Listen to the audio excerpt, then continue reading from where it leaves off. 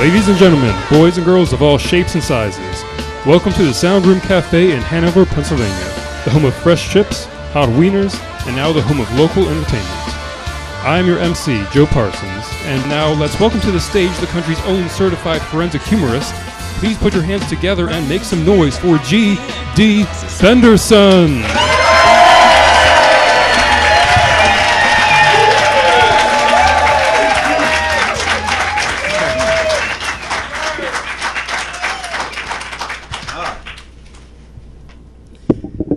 Thank you so much. I appreciate you all being here tonight. Now, for those of you who do not know, I'm G.D. Fenderson. Also, tomorrow's my birthday. Yeah. Thank you. Tomorrow's my birthday. I was born in 1959. You can do the math. If you can't, I'll be 37. Now, I'm not really big on celebrating birthdays, never have been, and part of that's because of the way my mom raised me. Wasn't religious, she was just forgetful. And it really wasn't her fault. I mean, her womb was overloaded with children that were born too close to holidays. My older sister, Cookie, was born December 20th, 5 days before Christmas. My two brothers, Ralph, sorry. I promised I wouldn't say that. Bryant and Ralph, they were both born around Easter. And I was born, obviously, just before Thanksgiving. And the thing is, she was so busy preparing for the holidays that she just forgot about us until the holidays came around. So we're sitting around eating Christmas dinner, and my mother's serving food, and then she'll go, fuck. One of you had a birthday. Cookie, no, Mama didn't forget, no, Mama loves you. I got you this nice monogram red and white birthday stocking. Yes, I did, here you go. Of course, yeah, Mama loves you. Easter dinner rolls around, same thing. My mother's preparing and serving. Fuck. Somebody had a birthday. Ralph, Bryant, y'all had birthdays, didn't you? No, Mama didn't forget. No, Mama didn't forget. I got you this nice chocolate birthday bunny. Here you go, share the ears. There's one for each of you. I'm not stupid. God, I know what you're thinking, but I'm really not stupid. And by the time Thanksgiving rolled around, I knew my mother forgot my birthday. So I was already crying. I mean, there's no point in so I was crying. And my mother, boy, why are you crying? No, come here. Come here, boy. Mama did not forget your birthday. No. Here, come here. Let me like that. Yeah. Blow out your birthday turkey.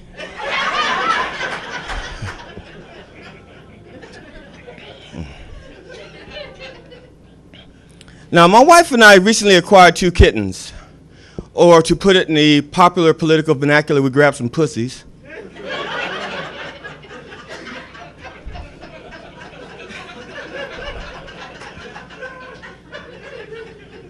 And she got them from a lady from her job, and we had to keep them together because they play nice together. Okay, people are naive. See, kittens don't play nice together. They are learning to hunt and kill. Okay, so when you see them running around and tackling each other, they're figuring out how to grab a jugular, how to take down big game. They're only like 7 ounces each, but they're practicing on learning how to take down a 230-pound man. So, for people to think that these animals are being nice is no, they're naive. See, we like to anthropomorphize, sorry, that's my inner city learning coming out. We like to assign human qualities to inhuman things. So we name them, we invite them into our homes, we elect them for president.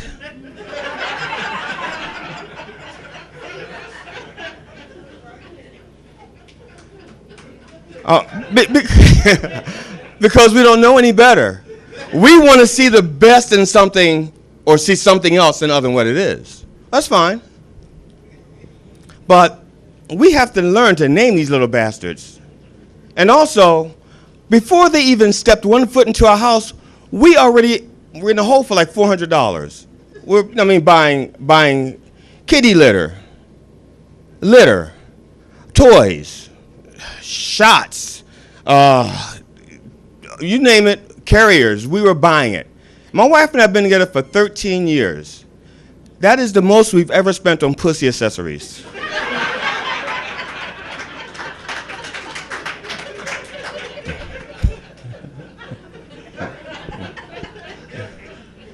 And we still hadn't named them yet. Now, I have a friend of mine, a good friend, one of my best friends, he and his wife got 2 kittens. They were sisters, not sisters, sisters, from the same litter. And they named them from Greek mythology, named them Phoebe and Calliope. And I think that's real cool, except for they're not Greek. I have another friend of mine who I work with, has 2 dogs from the same litter. He named them Thor and Loki. Real cool Norse names. He's not Scandinavian. I wanted to name those cats something from my own culture, something from black mythology. See, and now most of you are laughing because you got ahead of me. And you're thinking, he's going to name them Unkulu Unkulu, from the supreme Zulu god. And he's going to name the other one Ogon, from Nigerian lore, the god of iron. And those are 2 very powerful names to give animals who no longer have their balls.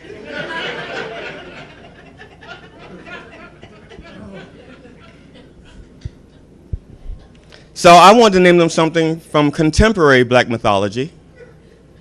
So we named one Good Credit. We named the other one Food Stamp. Now, the introduction of these 2 animals into our home has caused a slight rift with my wife and I, only because our marriage is based on honesty. Even though we both believe that everybody lies, we have to be completely honest with each other. It's an oxymoron, but so is marriage. So, I usually get home from work first, and I have to explain to my wife why things are in the state that they are. It's the kittens. It's not my drinking. It's not my stumbling around or anything like that. It's the kittens. We were lying in bed one night, and the kittens were on the bed beside us, or between us, and one of them loves to get his belly rubbed. But when he gets his belly rubbed, he gets excited, and he just starts kicking like that. So I'm rubbing his belly. It's a good little food stamp. Yeah, it's a good little food stamp. Yes, you are. And he gets really, really excited, and he passes gas. And apparently he'd never heard his own gas before, because he jumped up and ran out the room. And as soon as Food Stamp jumped out and ran out the room, Good Credit followed him. So Carol wakes up, say, "Excuse me." First of all, is she asleep? Who am I saying excuse me to?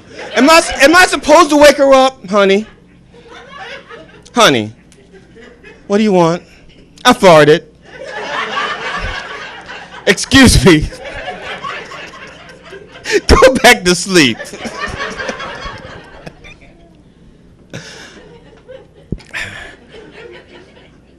I don't understand the logic behind that, but okay. But I have to explain these things. I got home from work, and I looked on the sofa. I see Good Credit sitting there. I said, okay, where's Food Stamp? See, they've been home for 8 hours by themselves, learning how to tackle and how to take me down. Food stamp, even though he's only, at that point, 3 pounds, 7 ounces, jumps up on the chair, jumps up on the back of the chair, and then jumps at my neck and grabs me by the hair. And he starts to pull me like this. Okay, I'm not afraid of a 3.5 pound cat. I'm not. Okay? But then Good Credit tries to take me down. Good Credit gets me by the ankles, and now these 2 kittens have been plotting all day how to take me out. Now, like I said, I can take on the kittens. The thing is, I don't want to hurt them. Because if I hurt them, I wind up in the doghouse. We don't have a doghouse.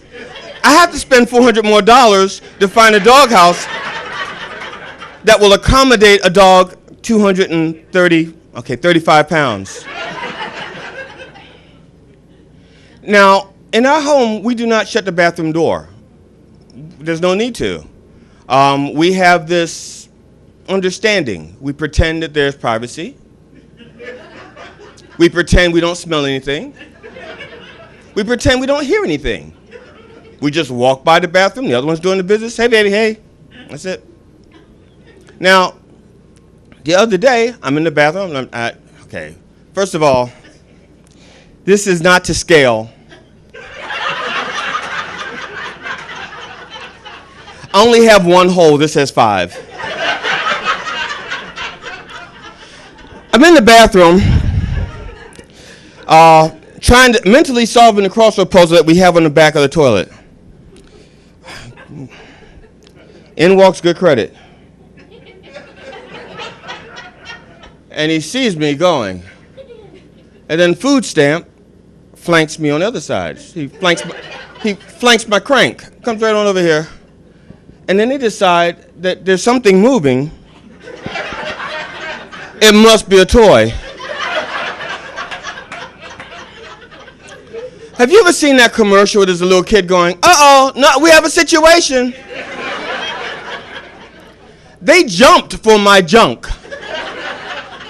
And I'm going, no, no, no, no, no, no, no, no.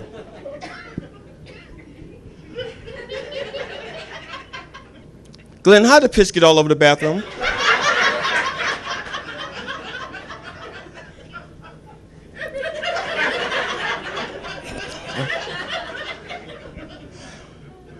You're trying to tell me that those 2 little kittens pissed up here? I'm not trying to tell you anything. I'm just saying, for the sake of our marriage, you have to trust me on this. If you want this marriage to work, you have to believe that I'm not pissing on the walls. If you want this marriage to work, you have to believe that I'm not the one scratching the furniture. If you want this marriage to work, you're going to have to believe I'm not the one that drank the last of that liquor and drooled all over the sofa. If you want this marriage to work, you have to believe that. In short, what I'm saying is we have a cat that's available. Oh, we are separating those little motherfuckers. One of them has to go. You know, and we just, like I said, we just got them fixed. Wednesday we got them, had their testicles removed. The doctor, the vet, Dr. Kuznetsov, says to my wife, now when you get these kittens home, they're going to be groggy. They're going to be out of it, you know. We gave them a 72-hour sedative and painkiller so that they won't be like messing around and trying to tear their stitches. What you need to do is get home, open the carriers, and when they're ready, they'll come out. She opened them up, those 2 things, shot the fuck out of there. And they start running around. Has anybody ever seen the cartoon Speed Racer? How they used to drive up mountains, the side like this, and that's how they were playing right after they got their balls cut off. They're like running up the side, running down. And now the only thing I can understand is that it's aerodynamics. They don't have that drag holding them back. So now they can get the lift that's required to climb up the side. Now I understand. Speed Racer, Racer X, they had no balls. I'm getting my balls cut off next week so that I, too, can. You see a black guy with dreads in a Ford Escape driving like this? I got my balls cut off. Now, this being, the 10th week of football, I lost track. Actually, I figured it out when I wrote this bit, and I think it's the 11th week. I think this is week 11 coming up. Now, I'm doing pretty good in my fantasy league. I'm kicking ass. It's not the regular fantasy football league. No, I belong to a fantasy wives football league. We scout the women behind the men because I have no desire to. I don't give a shit about men in tights. So we follow the women, the wives, what they're doing. And now last year I won it all. I won it all, and I won it on the backs of Giselle Bundchen Brady and Janae Rice. They carried me to the championships last year. But this year we have a new rule. We can have mistresses and babies' mamas added just right. So we have wives, mistresses, and babies' mamas are on the roster now. They're now all available as long as the husband or the significant other is actually an active football player. Otherwise, they have to ride the bench or grab wood, which is probably how they got to be a wife or a mistress in the first place. Right, I think that's how, yeah. So I traded Giselle and Janae for Olivia Moon and a baby's mama to be named later. The guy I traded them to understands that Janae is going to have to ride the bench unless Ray gets back into the league. And I said, you're wasting a draft pick. And he goes, well, don't worry about it. In my mind, Janae's a knockout.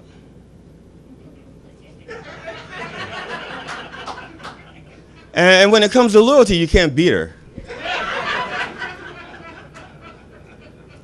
So I encouraged him. I said, look, if you think she will elevate your standings, oh, come on, elevate your standings.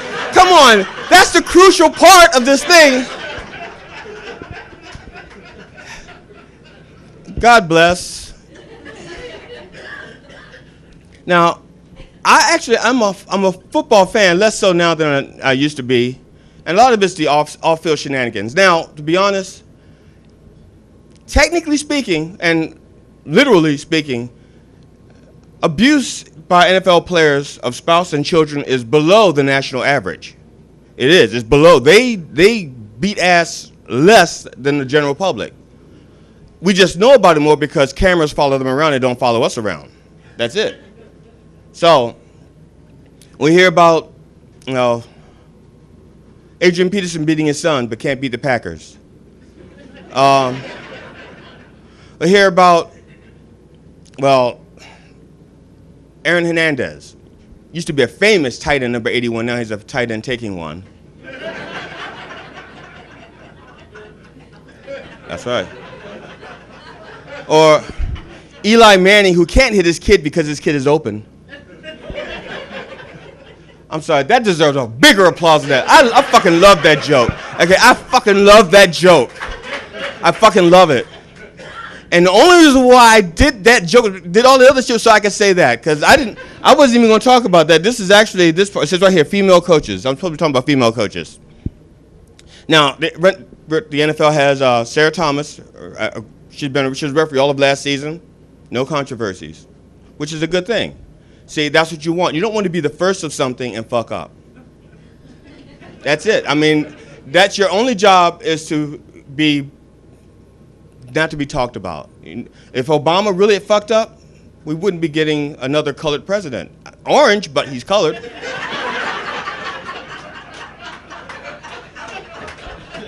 If he was that bad, they'd have picked a white woman, but they got the orange man, okay?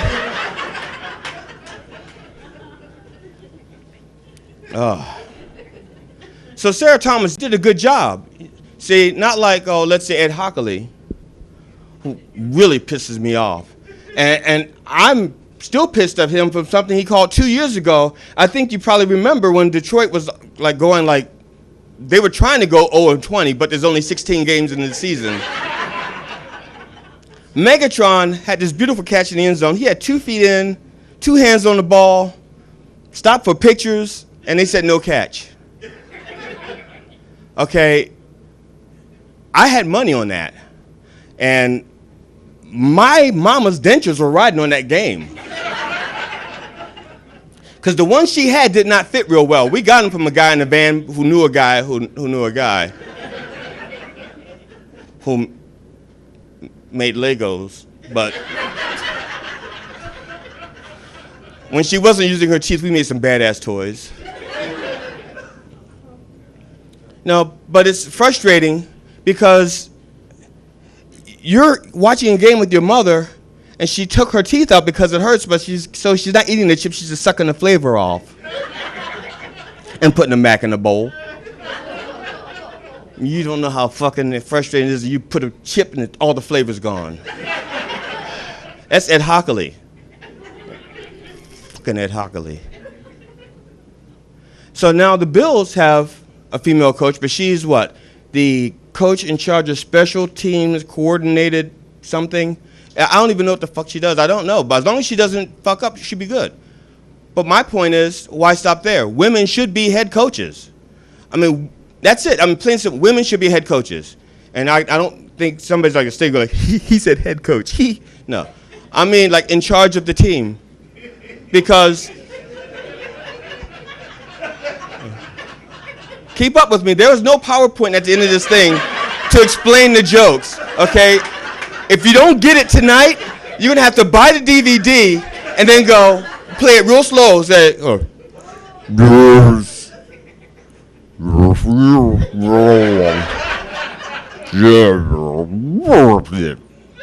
Oh fuck, I get it now.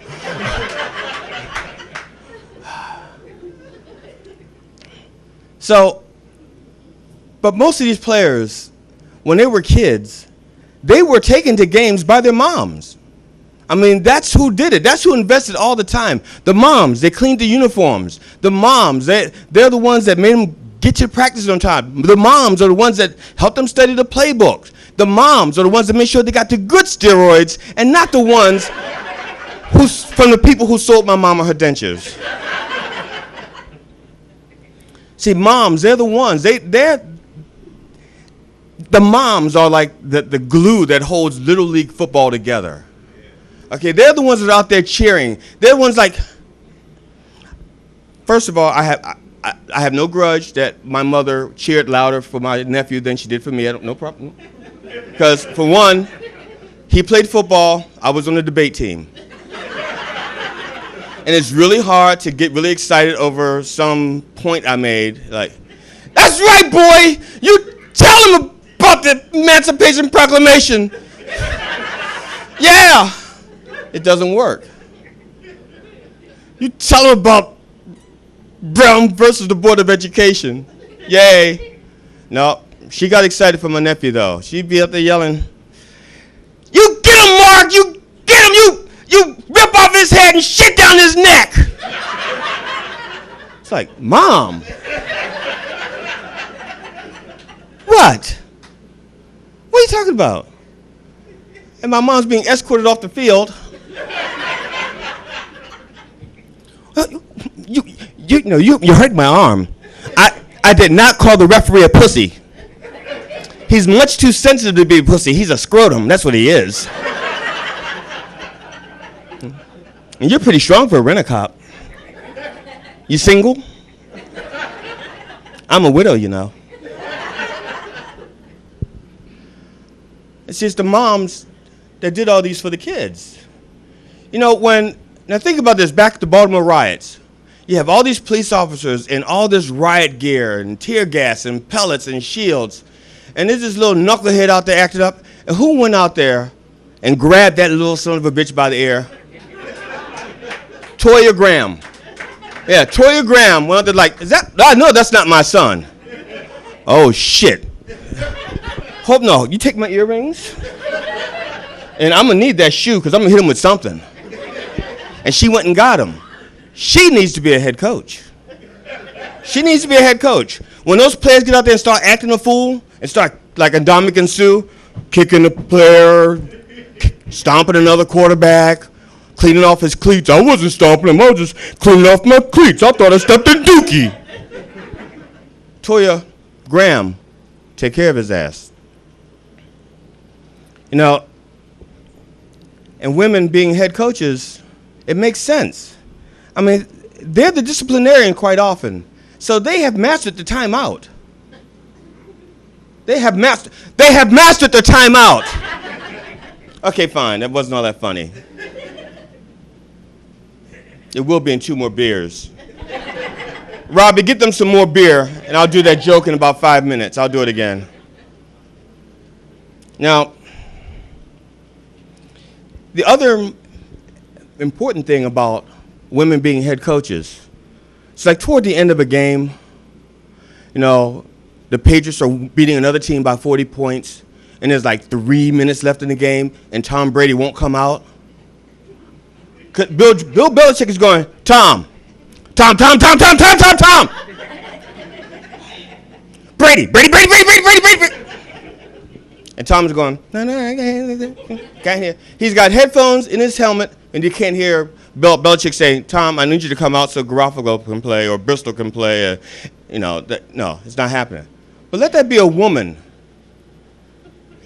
Yeah, see, someone said knows. Tom's not winning that argument. He's not even trying. Matter of fact, she doesn't even have to call his name. He's ready to snap the ball, and she'll go, think about what you're about to do. And he'll come over, and he'll sit on the bench like he's holding Giselle's purse outside of a dressing room door. No, and women should be head coaches because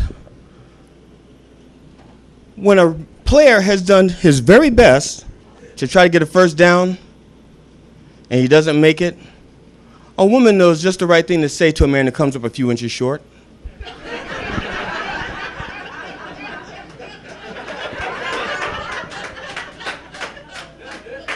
I mean, after all, football is a game of inches. Now, I'm the youngest and the least fucked up of a litter of 4. Now, I say litter as an homage to my father and what he called my mom when they had disagreements. And see, and I know what you're thinking, but I really, really do not condone any man calling his wife Old Yeller. It doesn't matter how light her skin is. Yellow wives matter.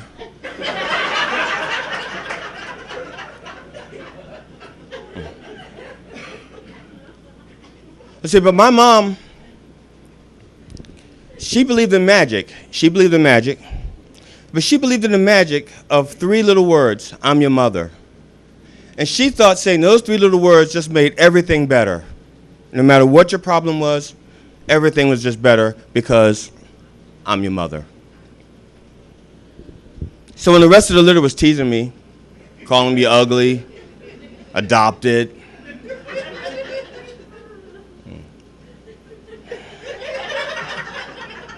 ugly, adopted, I could go to my mom. Mom, you think I'm ugly? Of course not, boy. I'm your mother. All better. Now, the first time my mom saw me wearing a condom,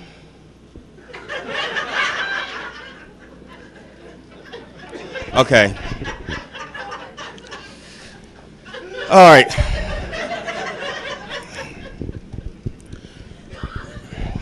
See, what had happened was my mom was giving me the condom talk. And she walks into the room and she has a box. And that box on the outside says 12 dozen Tahitian color condoms. 12 dozen. Unless you're used to getting your BJs from Costco, no. Unless you're used to getting your condoms from BJ's, Costco, or Sam's Club, you may not know what a gross of condoms look like. I'm here to tell you what a gross of condoms look like. It looks pretty fucking optimistic.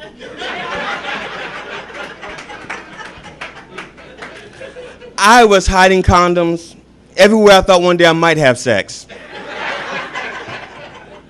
I was hiding them in my bedroom, the living room, my parents' room. What? I'm the only one that wanted to have sex in their parents' room. Not while they're there. I'm the only, okay, all right, fine. I was hiding them in the front seat of my car, the back seat of my car, the cemetery. Yeah. Oh, come on. Nobody wanted to have sex in the cemetery. I'm the only one that wanted to have sex in the cemetery. Fine. Liars. All of you. But I never got to use that one in the cemetery, and it's probably a rubber tree by now.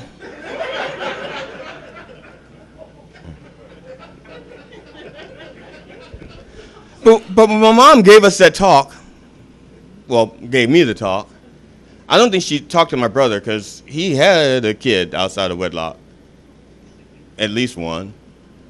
But me, no. I wore that thing faithfully.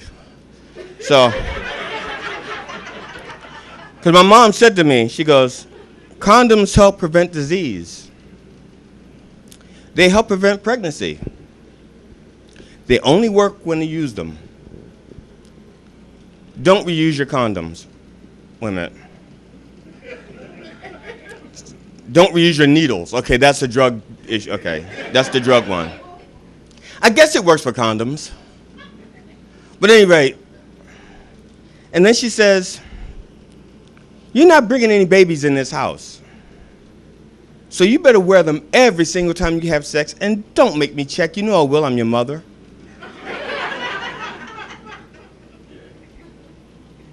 So me and my girlfriend are in my mother's room having sex. My mother knocks on the door. Are you in my room? Don't come in, Mom. Don't come in. Don't come in. Is that Susan in there with you? Who's Susan? Ursula, come back. Oh, Ursula. Ursula stomps past my mother. My mother goes, that's not Susan.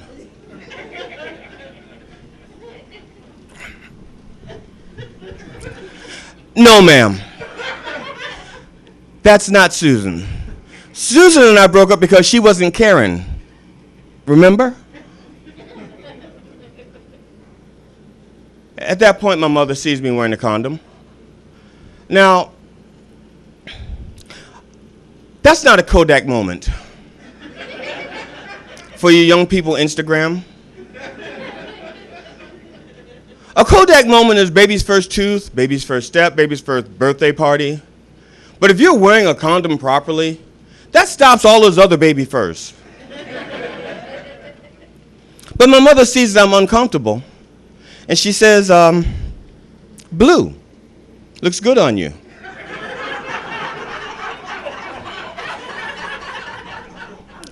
You think so, Mom? Of course I do. I'm your mother. So I'm telling my therapist, Dr. Patel, about this. And he says, oh, Glenn, you are such a pussy. It could have been so much worse. Your mother could have said to you, I always pictured you as an autumn, which is wrong on so many levels. Or they could have been your brother's hand-me-downs. Again, wrong on so many levels. Or your mother could have said to you, don't worry, you'll grow into it.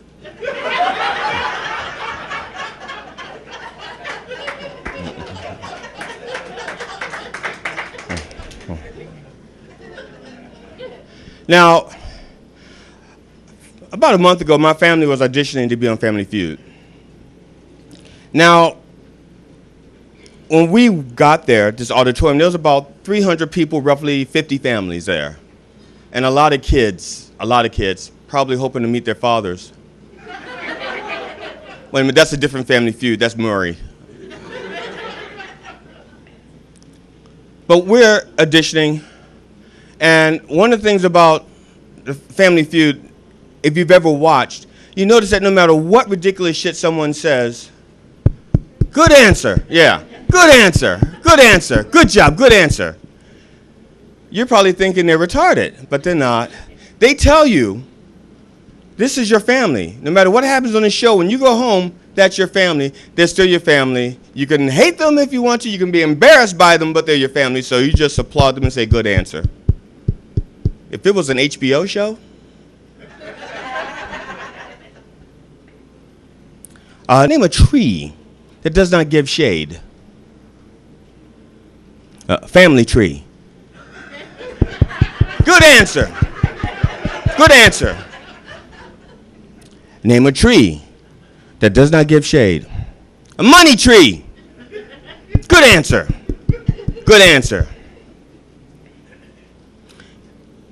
Name a tree that does not give shade. Dentist tree.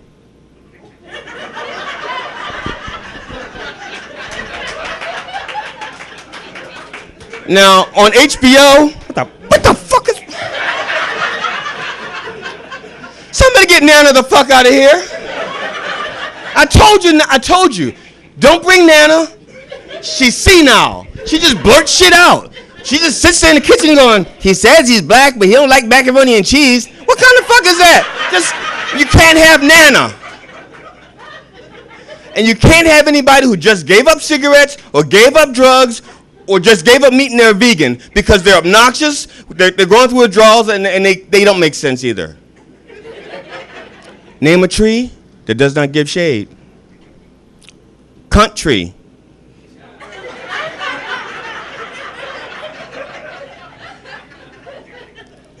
A country. Well, unless you have a big bush.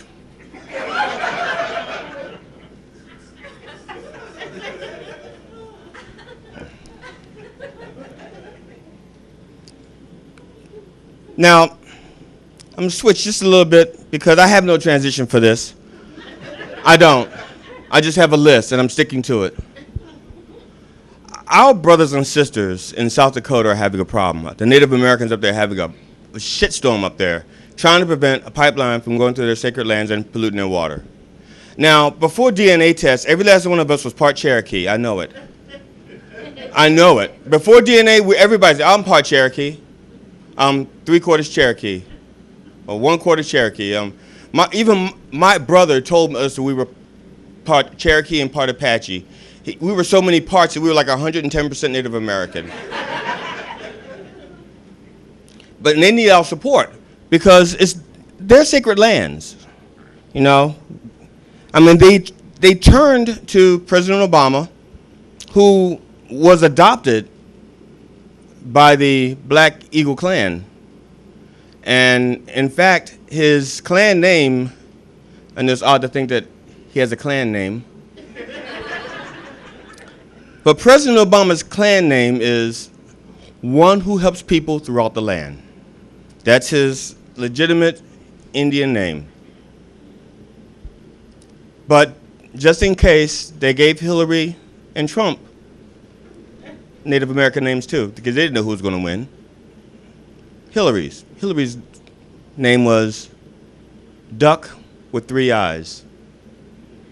Yeah, she had one eye on the future, one eye on the past, and one eye on her bill.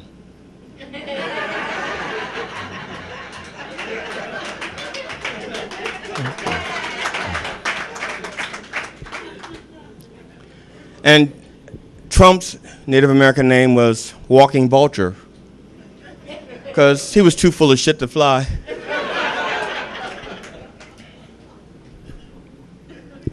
Now, like I said, I'm the youngest of 4. or as my parents call me, their second accident. And they did their best, and my parents meant well. They meant well. But they had different ways of raising us. There was 4 kids, 2 parents had 8 ways of raising us. You can do the math, I guess. And my father's method basically was to teach us life skills. You know, all they wanted to do, basically, was to prevent my sister from being a stripper and to keep all the boys out of jail. That's it. And it kind of worked. My sister did about 6 months in jail. And I was a stripper for a summer.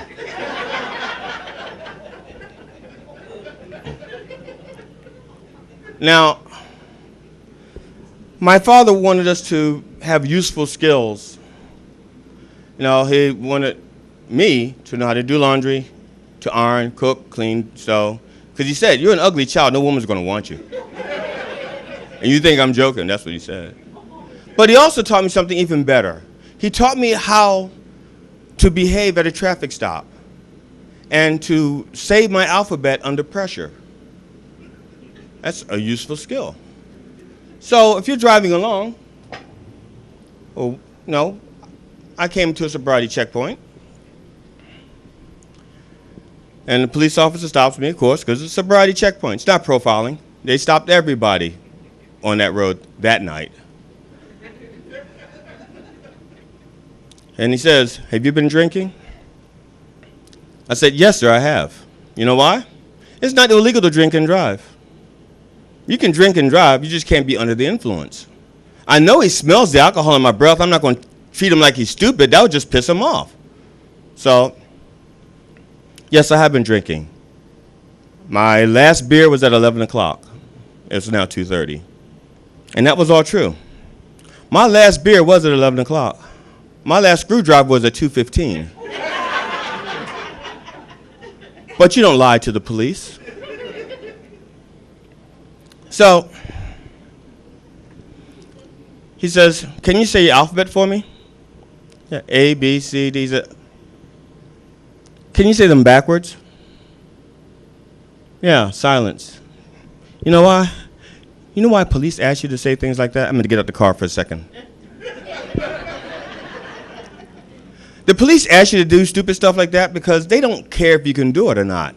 They're looking for one thing. I can't even do that sober. That's it. Now they got you. See, that's all they want. I can't do that sober. ZYXWV UTSRQPONMLKJIHGFEDCBA. Thanks, Dad.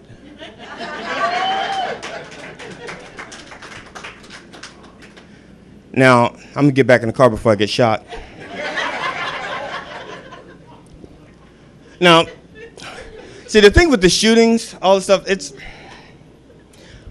I know it's frustrating for people, you know, citizens and police officers alike. I mean, exchanging bullets for no damn fucking good reason. Nobody has any answers. Nobody has any solutions. There's no transparency. Nobody wants to be responsible. So I am going to be responsible, and I'm going to stop all this shit tonight. I'm going to tell you what's going on and why it's happening. The police officers are not trying to kill Hispanics. They're not trying to kill African Americans or blacks or whatever flavor they are this week. They're shooting at myths. They're trying to kill the myths. They're trying to kill the myth that Hispanics are coming over, taking all the jobs and breeding like rabbits. And what they need to know is the rest of the myth. The rest of the myth is for every one Hispanic you kill, 2 come and take their place. And it's not J-Lo and Jessica Alba. No. It's like Ted Cruz and Marco Rubio. So don't kill Hispanics. And when you're killing African Americans, they're not killing blacks because they're black. They're afraid of the myths that we're big black monsters with big black dicks and we're taking all the women. And that's only part of the myth. The other part is that our dicks are Lucky Charms. And if you rub them and make a wish, you just might get what you want. Get out of the car. Get out of the car. License and registration, please. Yeah, that's okay. No, I'm not going to shoot you. I'm not going to shoot your black ass. Look, the Ravens and Steelers are playing this week. I just want to rub your dick for luck.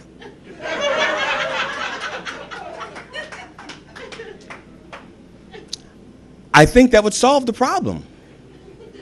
Especially since Trump wants to bring back stop and frisk. He wants to make that national.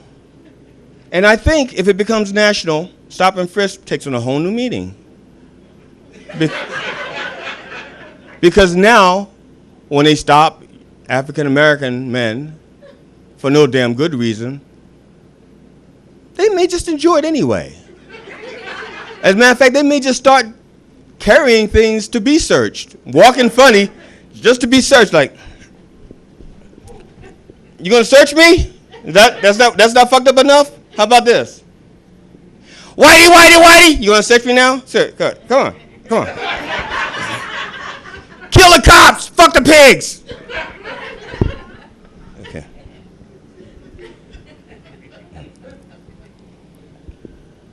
And so I got sidetracked. So that's how my dad helped me. Now my mom helped by basically running the place like a prison. She was trying to scare us into being decent. And so one time, my brother and I, bastard, that one, we got caught stealing. And the truth of the matter is, I don't know who told. I know I didn't tell. I mean, I was the family snitch, but I didn't tell. Because I was always caught in the middle. See, my mom says, you tell me the truth or I'll beat your ass. And Cookie and Ralph would say, you tell on me, I'm going to beat your ass. So, no matter what, I was getting an ass beating. I was happy to just be punished. So, we're sitting in the room, we're punished. But after a while, we get on each other's nerves. And we start calling each other's names. We start talking about each other's mamas. Oh yeah, your mama's so stupid. She sees orange juice and says concentrate, and she just says no. Okay, no. We're just doing stupid shit. And my brother starts doing this. I'm not touching you. I'm not touching you. I'm not touching you. I'm like, oh, come on. You know, that's torture. And at that young age, I thought that's what prison was like. You got two grown men sitting in a small room. One of them saying, I'm not touching you. I'm not touching you. I'm not touching you. And the other one goes, oh, come on. For God's sake, just come on and touch me already. Fuck. ZYXWVUTS. So I thought that's what prison was like. I know that's how my first marriage ended. I'm not touching you. I'm not touching you. I'm not touching you. I'm not touching you. And I'm not a cop, so I don't give a shit.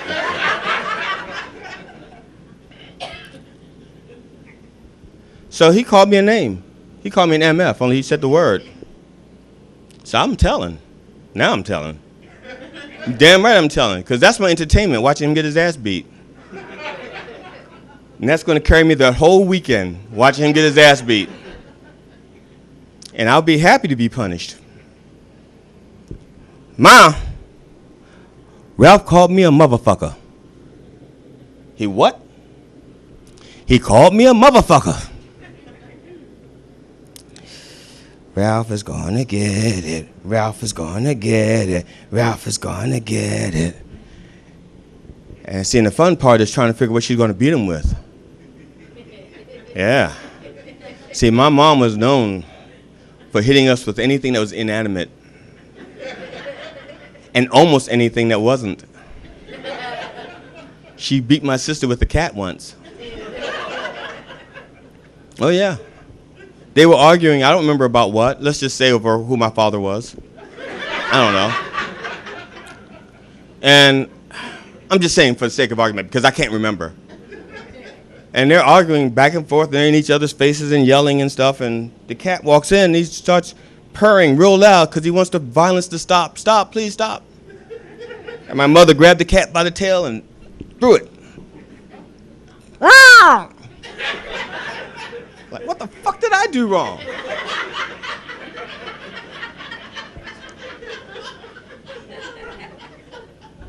That's why our next dog was a boxer.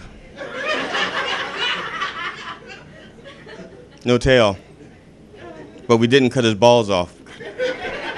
No. So my mother comes into the room, and I know Ralph's getting his ass beat. And she says, "What did you call your brother?"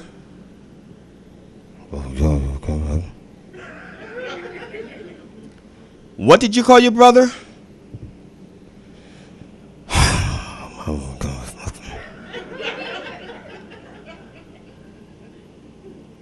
God knows, I do my best to raise you children right. I said, what, lecture? What the? No lecture, no. Beat his ass. I put my life in jeopardy telling on him I want an ass beating. Beat his ass. Don't lecture him. Her lectures were weird.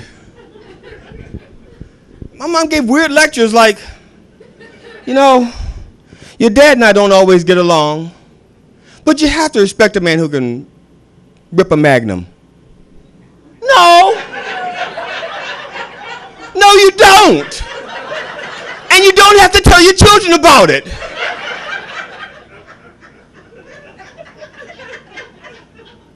So she gives me a lecture. I put a roof over your heads. I put food in your bellies. I send you to school to be educated and to learn to speak properly. And you call your brother a motherfucker? There's a T and an H in the middle of that. It's motherfucker. It's E-R. Motherfucker. Can you say that? Motherfucker. Look me in the eye and say it right. If you're going to say it, if you're going to call somebody a name, you say it right. I'm not going to have people thinking my children are ignorant and raised in the barn. There's no such thing as bad words, just bad usage. Mom, I think you mean poor usage. Just so you know, young man, that was bad usage. Correcting your mother, that's bad use of a word. I'm about to beat your ass after I finish lecturing him. Fuck. See, that's why I got in trouble with the kids in the neighborhood, because I was like a little prissy, nerdy little thing who spoke proper English. I didn't like crabs. Who didn't like crabs? From Baltimore? I didn't like crabs. Because they're messy. And see, and the older I got, the less, the older I got and the more I dated, the less I like crabs.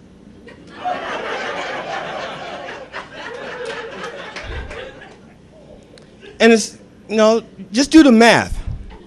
Eating crabs is like dating a really thin woman, okay? It's a lot of work and not enough meat.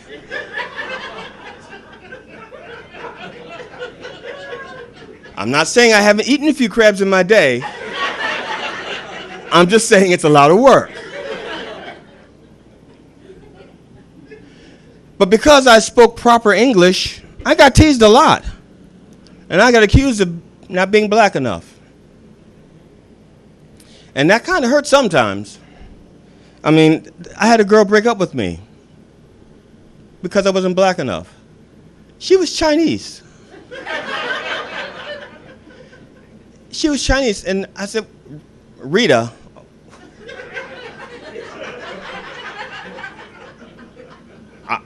what? You're not black enough. Okay, to be fair, what she actually said was, not black enough. I need to quote her. And then she said for me not to take it personal, we. See, y'all are laughing. But just because she could not pronounce her L's, it did not make it hurt any less.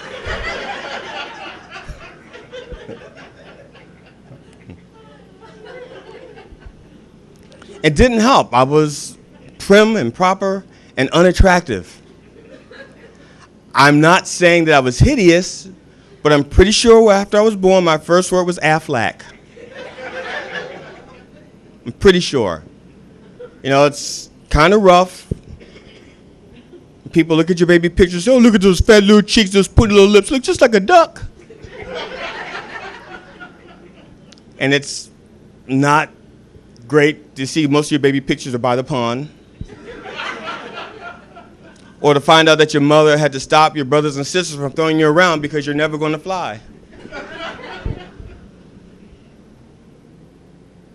I was an ugly child. And because of that, my mother used to say, beauty is on the inside. If you're beautiful on the inside, it will eventually come out. That's what parents say to ugly children. I don't know if it's true. I hope it's true. I hope it's true. And if it were true, instead of people saying, Jennifer Lopez, check out that ass, they'd say something like, I bet you Jennifer Lopez has a beautiful soul to go with that ass. Yeah, but I wanted to grow up to be something that anybody would like. So I was going to be Spider-Man. I was going to grow up and I was going to be Spider-Man. Except for I have a fear of spiders. Arachnophobia. And I have a fear of heights. High placeophobia.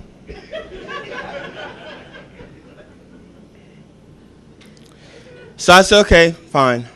I'm going to grow up and I'm going to be Superman. You know, but now I know how this country feels about illegal aliens. That's a thinker. See, Superman is not from this planet. He's an alien. See? He did not. Oh, fuck it. Meet me after the show. I'll tell you, buy the DVD, you're going to go, illegal alien. I get it. Illegal. Fuck. Okay. So I decided that I was going to grow up and I was going to be Jesus Christ. Except I really can't be that Jesus Christ. It's like, but I could be a different version. I could be GD Christ.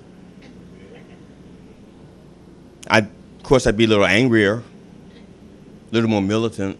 But I thought I'd be a really good Christ until the end.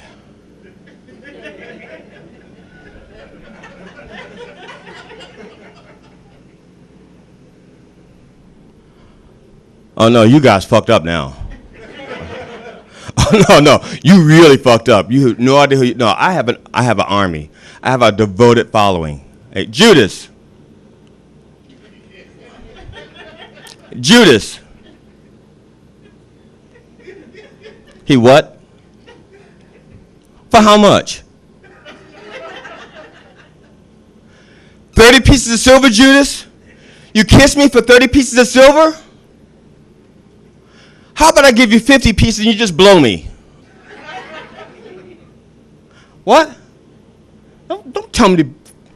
Screw you. Don't tell me to be meek. I know what I said. I was there. I was at that wedding. I was tore up. They kept bringing me water, and every time they bring me a glass of water, bam, another cup of wine. No. I have more friends. Judas is not my only friend. Hey, Peter. Hey, Peter. Fuck. Hey, Peter. Don't turn your back on me, man. What? Okay, let's get this straight. Okay? I know I said the meek should inherit the earth, but what I should have said was, if the meek don't stand up for themselves, they're going to get fucked in the ass, screw the man. That's what I should have said. Yeah. And while we're at it, you know, when I said blessed are the peacemakers, I wasn't talking about the gun. And I never said anything about abortion or homosexuality. I hung around with 12 guys for 3 years. You think if I knew any of them were gay? But if I were a betting man, let's say 30 pieces of silver, I'd say it was Judas because he fucked me real good.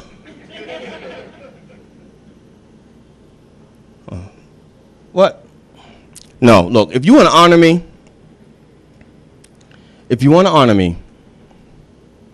give clothing to the poor,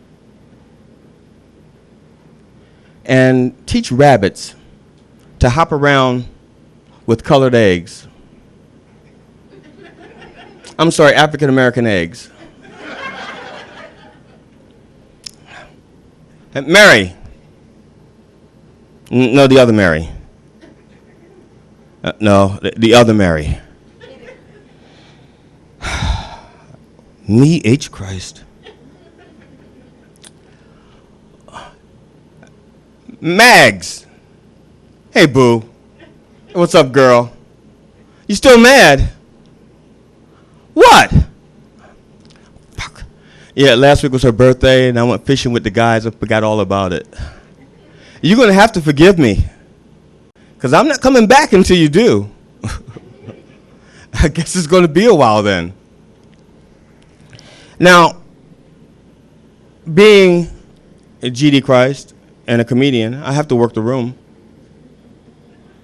You know, when people are out there selling little souvenir nails and drawing selfies and selling images of me on toast, you got to work the room. It's like, hey, sir, so, where you from? Sodom. Oh, you guys are perverted. You guys have taken incest to a whole new level. Hey, Sodom, what's your favorite fruit? Pumpkin. Get it? Yeah. That killed at the Herod Yuck Yuck Factory, but you fuck up one time, and I swear to God, they'll crucify you.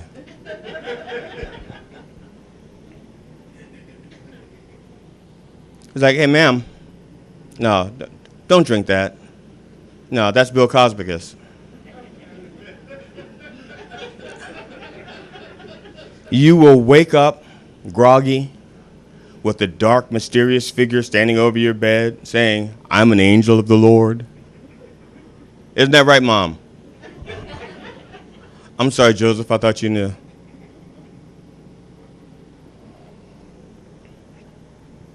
And of course, there's going to be people heckling him, me. Now, the difference between me and the real Jesus is that when he heckled Jesus, he said, Father, forgive them. They know not what they do. Me, GD Christ, I'm going to talk about your mama. You going to heckle me now? Look, they already drew a dick on my face. You think I give a shit about you? Yeah, I heard it all before. I'm hanging up here now. But, last night, I was nailing your mama. Yeah, ask her how hung I was. Yeah. And there's always somebody coming in late to the club, to the party. Yes, sir, where you from? Straight out of where? Is that with a C or a K? Oh, Kenya. Okay. This is the first. A Kenyan coming in last. Hey, lady, looking pretty good there. What do you say I treat you to my staph infection? They say once you go martyr, you won't get nailed harder. See, I can see some of you are getting a little uncomfortable. It's like, he's going straight to hell. And that's fine. I won't be alone. Now, for this next thing, it's a true story. I need a man's name to tell the story. Just holler out a man's name. Ed? Okay, let me make myself clear. The reason why I want somebody's name is because I need the person to be anonymous, and since the person's name is Ed, I can't use Ed. So I want it to be anonymous. So someone can give me another man's name, please? Marty? Cool, Marty. Got it. So I'm at work with this guy named Marty. And Marty's talking to one of our hookers. Okay, let me explain. At my job, we have some unusual titles. I, for example, was an erector. What does an erector do, you ask? I'll tell you. My job was to take flat, lifeless cardboard and erect it into fully functional, hard boxes. I was the fluffer of corrugation.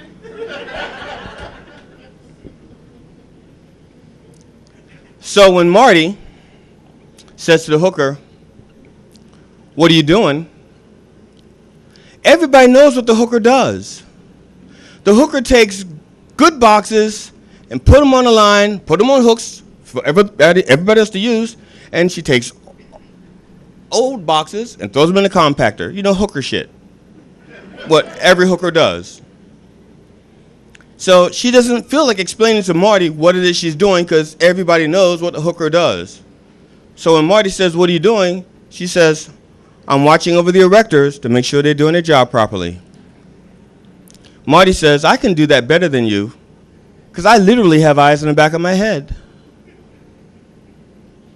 I said, "Marty, you literally have eyes in the back of your head?" He goes, "Oh, yeah." "Do you know what literally means?" "Oh, yeah. I have a dictionary and a thesaurus." Okay. So either HR should not have been upset with me when I called him Four Eyes, and I shouldn't have that point in my record, or two, he really does have a dictionary and a thesaurus, and he does not know how to use them, and they're keeping his tables level. Or three, he doesn't know what they are. He thinks they're birth defects. Yes, I was born with a dictionary and a thesaurus. It gave me hindsight. Now, have you ever had an idea at work, a really good idea that you liked, a really good idea that you believed in, and then somebody that you have no respect for likes your idea? Now you don't know how to feel about that idea? See, that happened with me and Marty. I had this great idea at work, and Marty goes, "That's a great idea. In fact, that's literally the best idea I've ever heard." Literally? Do you know what literally means, Marty?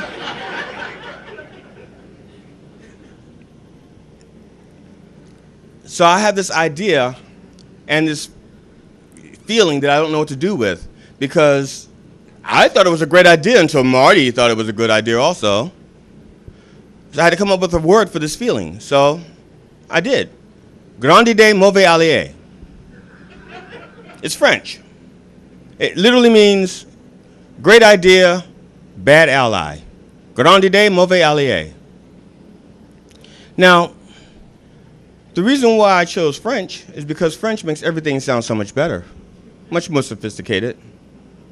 If I were to say, "J'ai une éruption cutanée sur ma face," it sounds nice. You could almost peel a woman's panties off with that. J'ai une éruption cutanée sur ma face. It means I have a bump on my ass. Or, combien pour quel long? It sounds reasonable. Combien pour quel long? It means, how much for that one? And that's pretty sure how the French slave trade got started. Because it sounds so nice and innocent. Combien pour quel long? Oui. Merci beaucoup. I did Google that, and that's literally how it happened.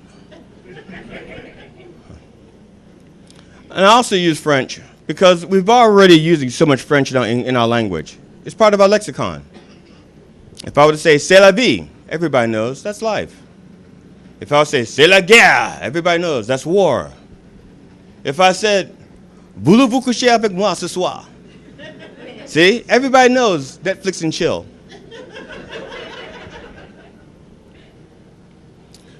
But it also has to be French because the English language is ruined. I mean, I grew up with sentences and adages and sayings. But now, everybody is LOL, SMH, THOT, eggplant winky face. And sentences have lost their beauty. I grew up with a bird in the hand is worth two in the bush. Now they say, what? One in the stink, two in the pink? Now, those sayings are similar. And if you're a clever wordsmith or a cunning linguist, you could probably substitute two in the bush for two in the pink.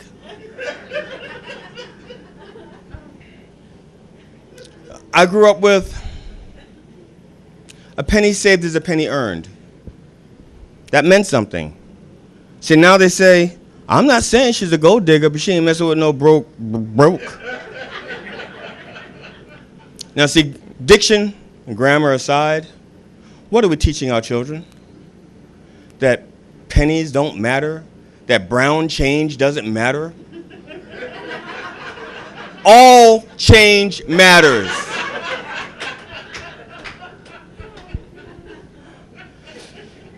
Nickel, please.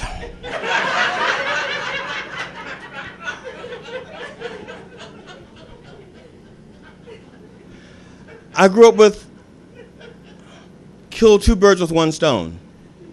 And now I think it's two girls, one cup.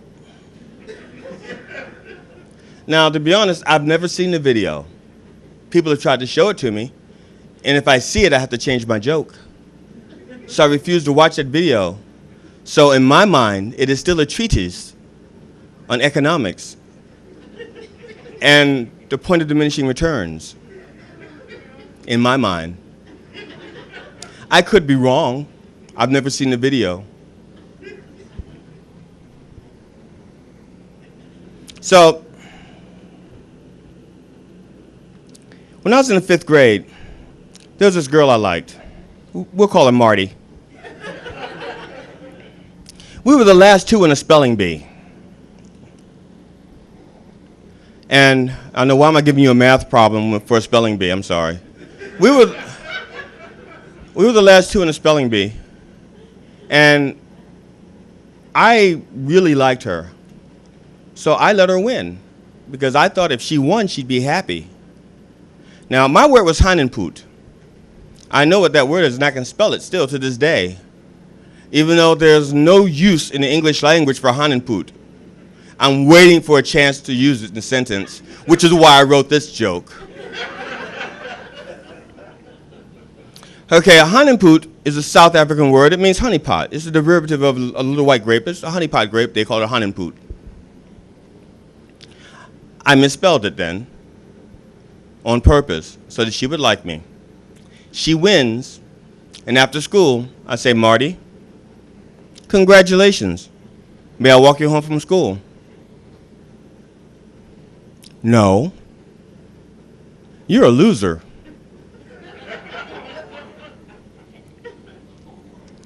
Now, has anyone ever said something to you and you did not think of the response until later? It's like, you're a loser. And I'm like, so? No. See, I know what I should have said. I should have said, Marty,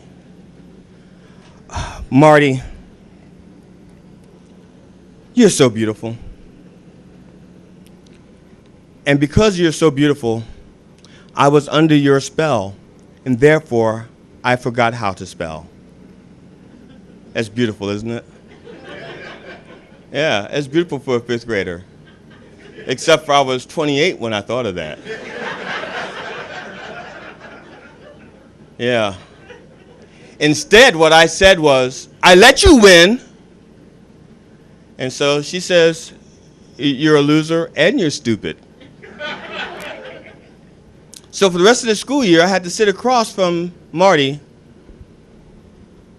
watching Marty's breasts grow through puberty, becoming a young lady, and the only thing I could think of was Han and Poot. Han and Poot. I was going to take my Han and put it around her neck, hit her with my dictionary, and see who's the source.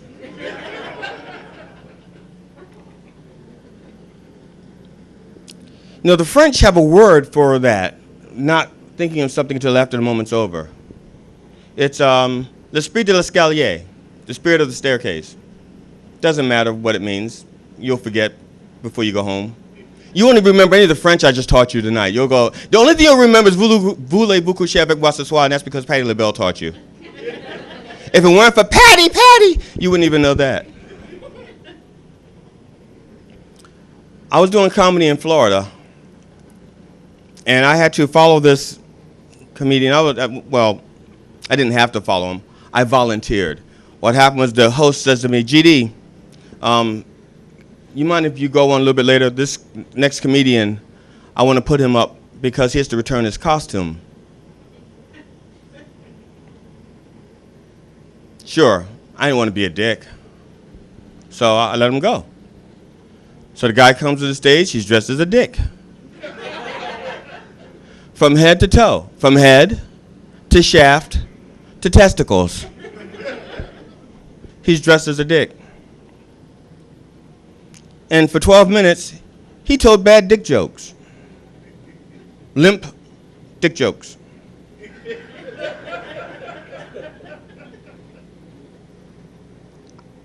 When it was my turn to go up there, I did not know what to say. I was dumbfounded.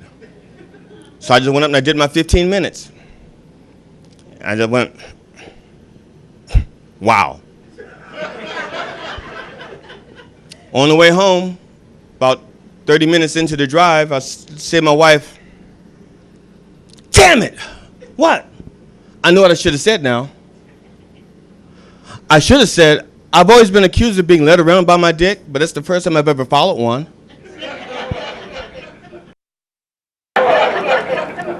Now, I don't know if you remember your favorite candy as a kid. What it tastes like, what it smelled like, how it felt on your genitals. There's a guy in England. Well, in England, they have Pop Rocks, but they don't call it Pop Rocks. They call it Fizz Whiz. Fizz, like bubbly, and whiz, like smart. Like you should be smart enough not to do what Gareth Pimpleton did. Gareth Pimpleton from England liked the way Pop Rocks felt and tasted so much that he wanted to know what it felt like on his penis, under his foreskin. Yeah. See, now you know another use for that little flap of skin. You're welcome. See, some people might call that a life hack. I call it a tip. Now, apparently, this is a common occurrence because the makers of Fizz Whiz and their attorneys put out a statement saying that under normal circumstances, you can put a Pop Rock under your foreskin and have no ill side effects as long as you clean it afterwards. A candy company put a statement out saying that. The problem is he didn't wash it for 3 weeks. Yeah, 3 weeks. This resulted in smegma. Yeah, a word you circumcised people would not know about. Smegma is this flaky crust that develops on a penis if it's not cleaned properly, making it the worst pig in the blanket ever. So, not only did he not wash it, but after it began to get infected, he did not go see a doctor. for over a month, until the pain got so bad that he passed out in the middle of the street. And they took him to the doctors. The doctors took one look at his tallywhacker and gave him an emergency circumcision for his confection infection. Now, tallywhacker, for those of you who do not know, is what the British call a pecker. And for those of you who are uninitiated, a pecker is what they call a chin. So if somebody from Britain says to you, keep your pecker up, not just a little travel tip or life hack. So they perform this surgery. They give him some kick-ass antibiotics to prevent necrotizing fasciitis, which is the Fox News of parasites. And when the gentleman talked to the newspaper about it, I know. How do you think I found out about this? You think I follow around people looking for dick jokes? No. I read. He says that's the biggest mistake he ever made in his life. Well, of course, that was before he voted for Brexit. Read a paper, people. Okay, a newspaper is what we used to have before the internet. Oh, sorry, I shouldn't have said paper. Now, but the former Prime Minister of England, David Cameron, stuck his junk in a dead pig's mouth. See, it does not matter what you do with your penis as long as you wash it afterwards. Really, I'm just saying. Speaking from experience. Now, many of you, looking at the audience, someday will have that one day when you'll look back and go, that's the best I've ever looked. I've never looked better. I've never looked better. It could be a prom picture, could be a wedding picture. For some people, it's their divorce picture. I looked very good on that day. And after that, one more crow's foot, one more wrinkle, one more gray hair. See, I don't have that moment because different parts of my body were looking good at different stages. So I never got to be the complete package. I'm waiting. I mean, I like my hair the way it is now. I liked my beard the way it was when I was 40. My chest and stomach, I like that the way it was when I was in my 20s and I was a stripper. From the waist down, I liked myself best when I was in high school, when I looked kind of like a horse, except for my package. Did I mention that I wasn't circumcised when I was born? Yeah, that was one of many flaws, but I got circumcised when I was 50. I know, some of you are thinking, wow, he waited till he was 50 to be circumcised? What, his wife wanted new dick? No, I wish that were the case. That'd be a really good story. But no, the truth is a lot more painful. You know what else happens when you get older? Your skin does not stretch like it used to. That's right. For those of us who have foreskins, don't get ahead of me. Having an erection with skin that does not stretch, let's say Hulk smash, Hulk tear, Hulk ball up in a little corner and cry like a little girl. No, Hulk can't tonight. Hulk has a headache.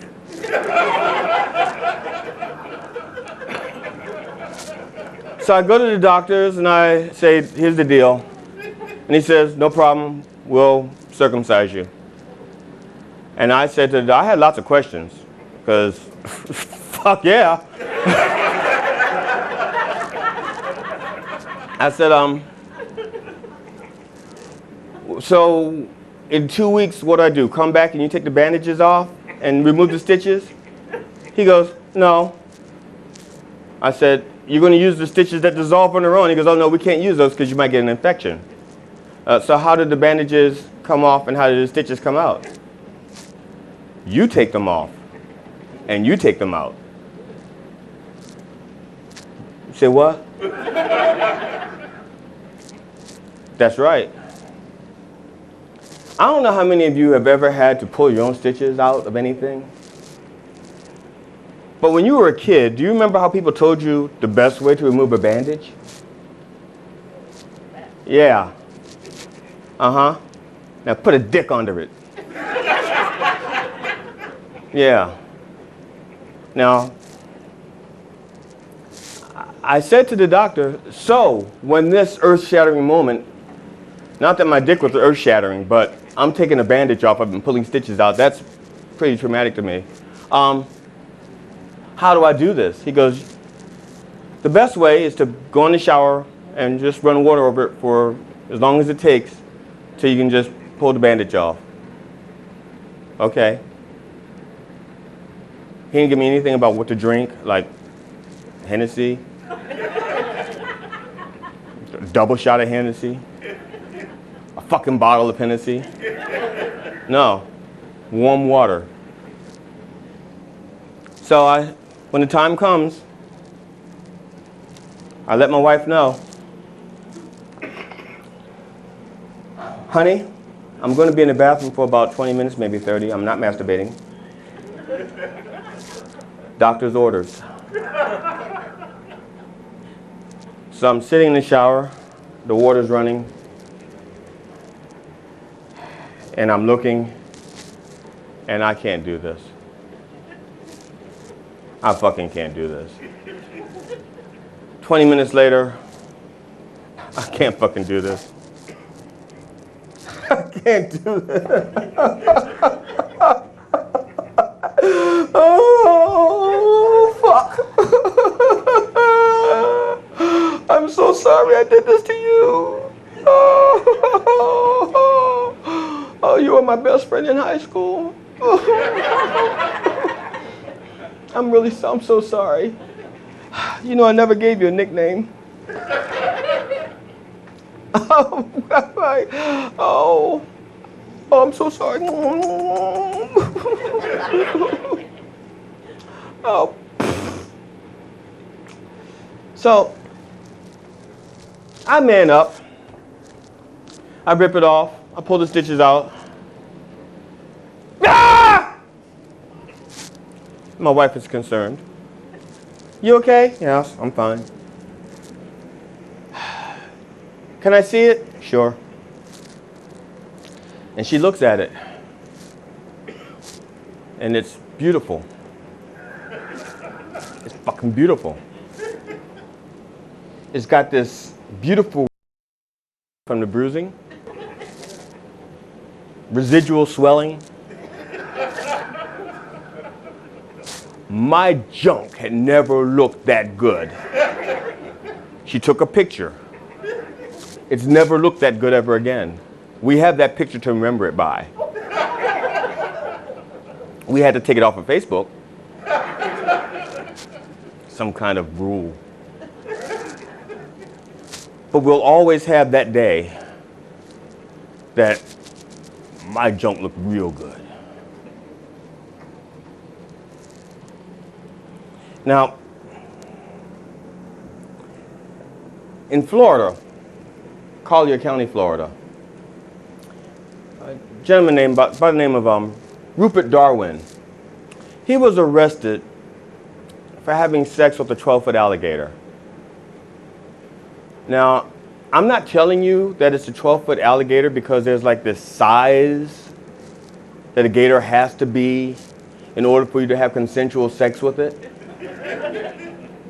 I'm telling you that it's a 12-foot alligator so you know how hard this man worked to violate the gator and the law. Now, when they asked Mr. Rupert Darwin why he did it, see, most of y'all think, well, what would make a man fuck an alligator? Must have been love. No. He said, and I quote, "It was revenge, pure and simple. The gator grabbed my pant leg, and I was going to teach her a lesson." Okay. It grabbed his pant leg. I have been bit 7 times by dogs. 7. One of the dogs were a rabbit. Bit me and my St. Bernard puppy. Not once did I think fucking that dog in the ass was the answer.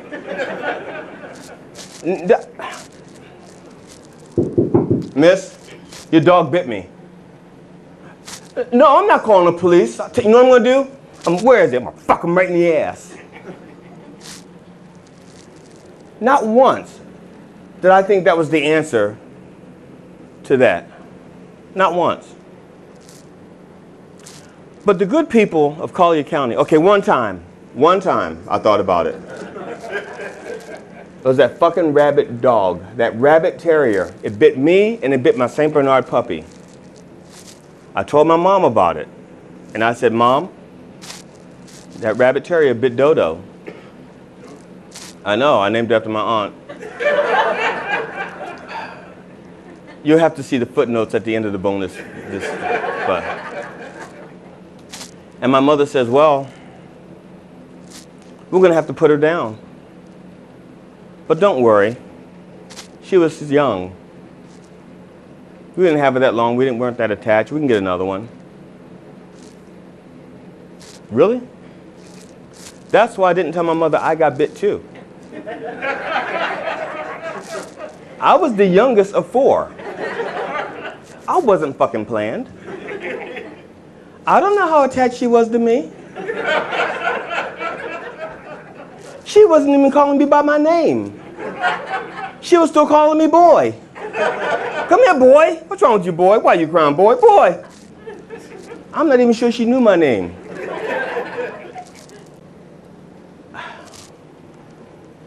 I was going to take my chances with the rabies. That's all I'm saying. Fucking terrier.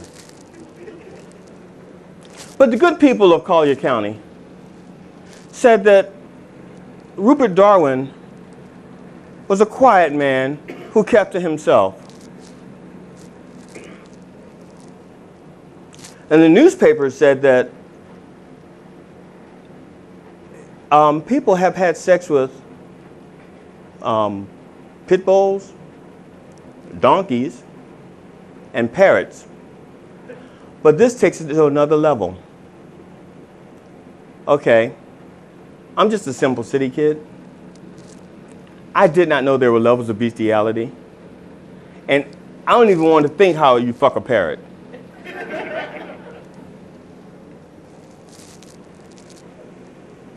And it bothers me that a man with the last name of Darwin was not evolved enough to not fuck a gator out of revenge. And when they caught him, he says, I'm going to teach her a lesson. How did he know it was a her? Does anybody in this room know how to tell the sex of an adult alligator? I'm going to give you a crash course. You have to lay the gator on its back. Okay? You have to convince the gator to lay on its back so that you can stick your finger in its cloaca. Now, a cloaca in reptiles is just a common opening. It's like it serves all purposes. It's like everything. It's like in and out and across. It's everything. You're sticking your finger in there and you're feeling for either a clitoris or a penis. Anybody here know the difference between a clitoris and a penis and an alligator? All right, I didn't think so. But he must have knew because he said it was a her. But he did not test her at that point. She just bit his pant leg. So how do you know it was a her? I have 2 theories. One, they had been seeing each other before. And this was actually, the gator was pissed off and they were having makeup sex. That's one theory. The other theory is that he didn't care if it was a male or female. As soon as he grabbed his good pants, his good fishing pants, he was going to fuck it in the ass. To quote Ronald Reagan, well, Mommy, I guess we just have to thrust and verify. Google it. Now, I quote Ronald Reagan because the man's a Republican, and I'm not saying he's a Republican because I'm an ignorant fuck. I am, but that's not why I'm saying he's a Republican. 99% of the people in that county are Republican. The other 1% have their teeth. And when the police caught him, he said, if you hadn't caught me, I was going to torture it with nigger music. Okay, that's a quote. I don't tell those kinds of nigger jokes. If I were going to tell a nigger joke, it'd be like, two niggers are riding in a cab. Okay, like the cab would have stopped. Sorry.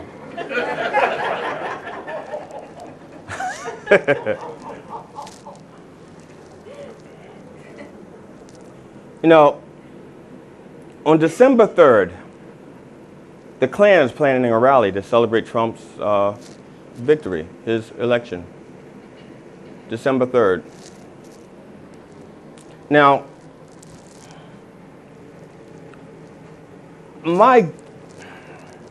I guess it's a good thing they're doing it in December, because the last Klan rally that I heard about was in July, and they're not dressed for that kind of shit. They are dressed for a winter celebration with all the, robes and stuff.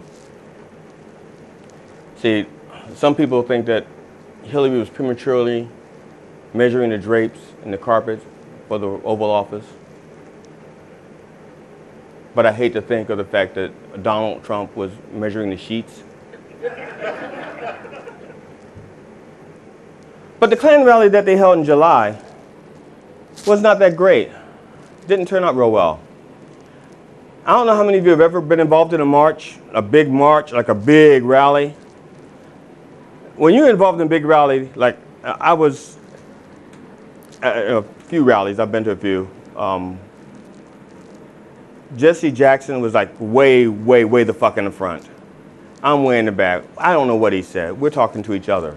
We have our own conversation going back. We're not even part of the rally anymore. We're just there trying to stay warm because it was Martin Luther King's birthday and it was fucking cold outside. We were in D.C. So we're just trying to stay warm, having our own conversations.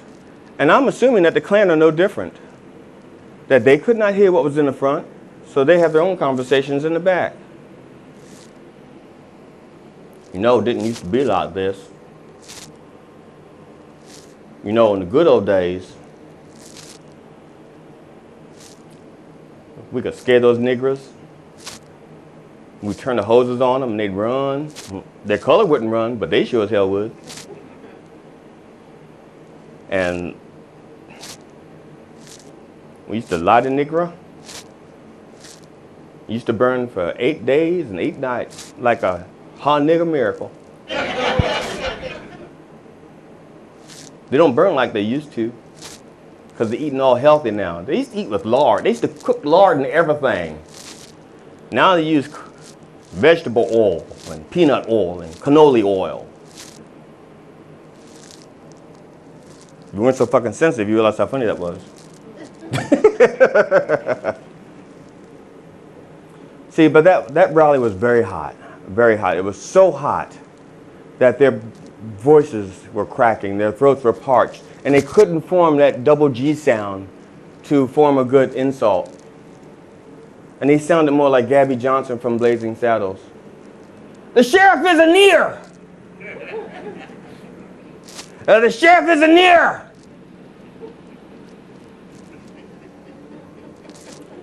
The sheriff was. His name was Leroy Smith. And through all those insults, there was an elderly Klansman who was parched and passed out from the heat. And Leroy Smith went to his aid and gave him water. And it was like,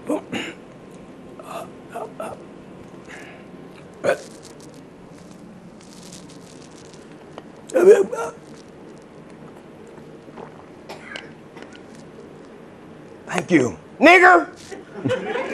Nigger, nigger, nigger! So, when people say it doesn't make a difference who's running the office, it does. It makes a difference, because before Trump won, racists kind of kept their shit to themselves.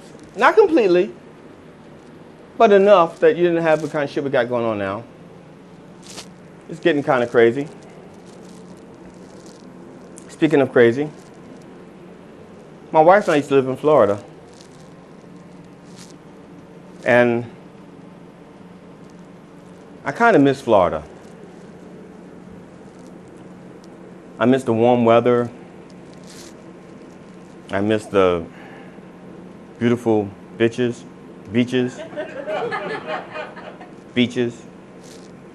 But most of all, I miss the news. See, up here, local news, there's a man in Philadelphia robbing a store, wearing an orange pumpkin head. Trump has an alibi, don't worry, it's not him. Or Maryland now legalized pot.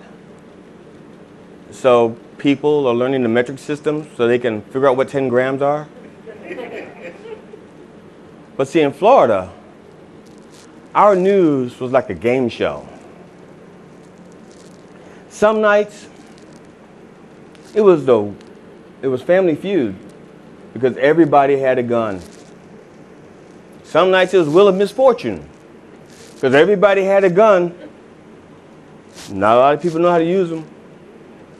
But most nights it was like Jeopardy. Alex, I'll take 50 states of cray for $100, please. In this state, a woman was arrested for standing on the side of the road naked, obstructing traffic. What is Florida, Alex? Ding, ding. Now, some people tried to help the lady. They pulled over, tried to help her. And what happened was the lady mounted their car, the windshield, and she began to hump on it, like Cameron Diaz from The Counselor. But the woman looked more like Nate Diaz after an MMA match. You'd have to Google Nate Diaz to see what he looked like. And again, you'll realize how funny that fucking joke is and get the DVD. That's all I'm saying.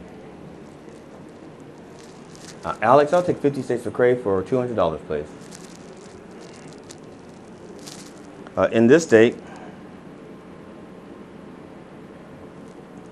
Sean Petrozzini is eluding police. He is a quadriplegic, and he's wanted for armed robbery and murder. What is Florida? Now, Sean Petrozzini, like I said, he's a quadruple amputee. He's a quadruple amputee. And he's on the run from the police. And he's considered armed and dangerous. That's the joke, that's it. I'm just going to keep rolling along. Alex, I will take 50 sticks of cray for $300. In this state, the owner of a pet store was arrested after beating his employees with a bearded lizard. What the fuck is wrong with Florida, Alex? Now, this is not the first time this man had been in trouble with the police. Previously, he held a cockroach eating contest where first prize was to win a python. The first prize winner, Mr. Archibald, choked on the cockroaches and died. There's a certain kind of irony. You choke to death trying to win a prey that chokes its prey to death.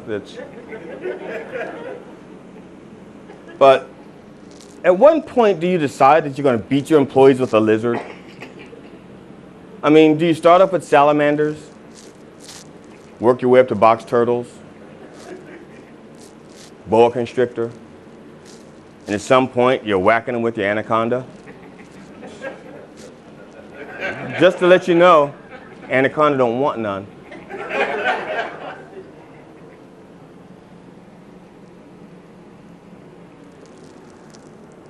Now, I said I was fucked up. That I'm the least fucked up of the kids. But I'm still fucked up. After my oldest sister and my middle brother passed away, I went to my last surviving sibling. And I put my arm around him. And I said, you know, I always wanted to be an only child.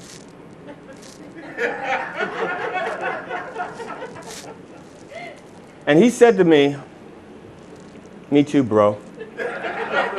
Me too. That was selfish of him.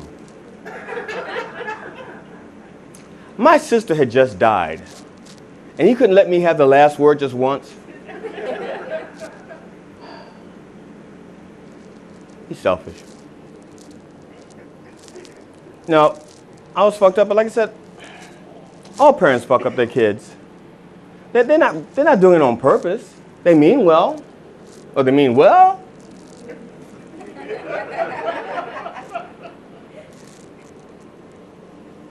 I mean, but it starts off really simple with innocent little lies like the Easter Bunny is going to bring you chocolate candy and colored eggs. African American eggs. That's a callback. Or Santa can't come until you fall asleep. And it doesn't make sense until you find out that Santa's your dad and he can't come while you're awake. Or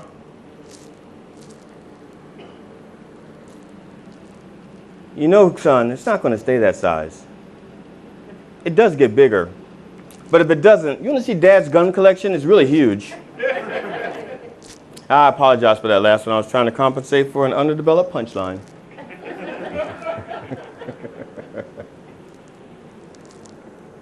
So, but like I said, parents fuck up their kids. It's not on purpose. You know, but in normal households and happy households, the kids are hearing stories like the ugly duckling, frog prince. I heard stories about the dad who should have pulled out, or the mom who should have swallowed.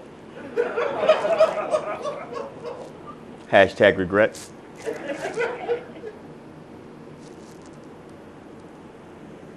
You know, but the reason I wasn't so fucked up, or as fucked up, is because in order for parents to successfully lie to their kids, they have to agree upon the lies. If you're telling your kids two different lies, they're going to know something up. So you have to tell them the same lie in order to fuck them up. Dad, where do babies come from? Well, you know, son, a man and a woman love each other very much. Sometimes they touch. And if that touch is strong enough, in 9 months, the stork is going to bring a baby. Mom, where do babies come from? Well, son, if you're talking about the west side of Baltimore, it probably came from your father.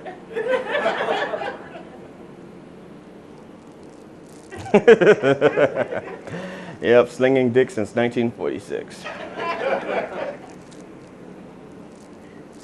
Now, but parents, they usually lie out of convenience because they don't feel like learning to tell the kids the truth.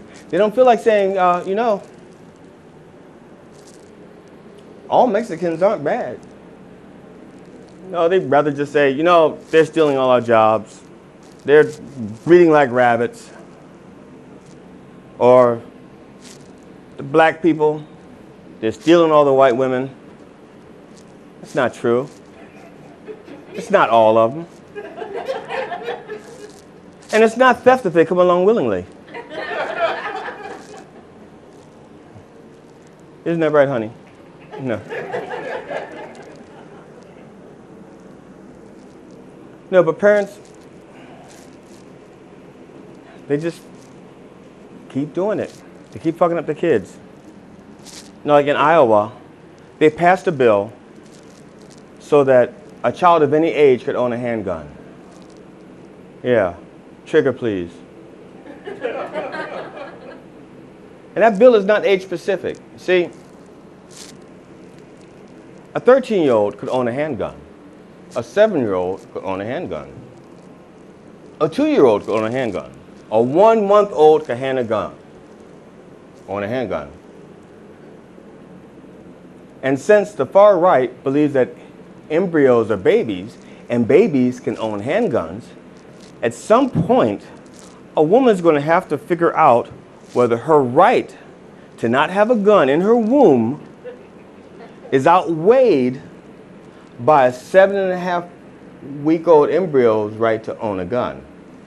Now, I have to say 7.5 weeks because that's when the hands develop, and it's stupid to buy a handgun.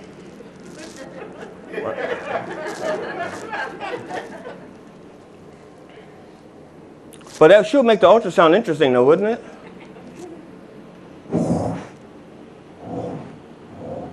There you go, Mrs. Smith. That's your baby. Oh my God, it's a boy. No, ma'am. That's a girl, and she's got a big old Glock.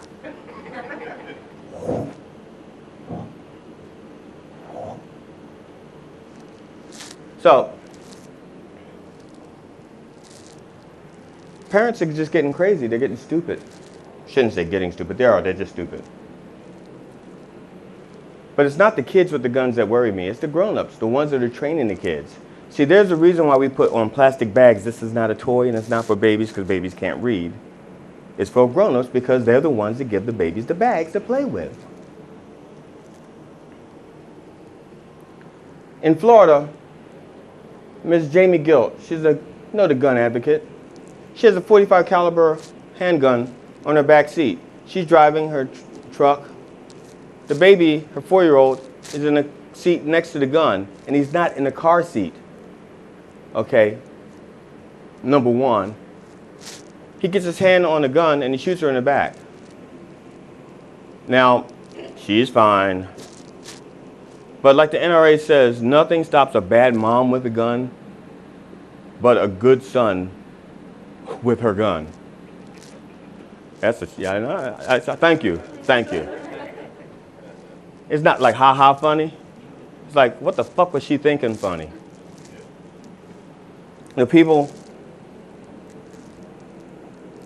in Mississippi, a gentleman had a van with bushes, and he starts a fire. Fire gets out of control, and he panics, and he goes to put the fire out with his van. Fire rolling over the fire.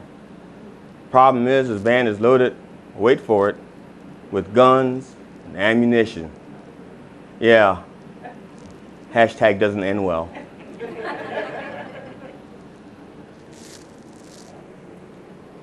You know, people,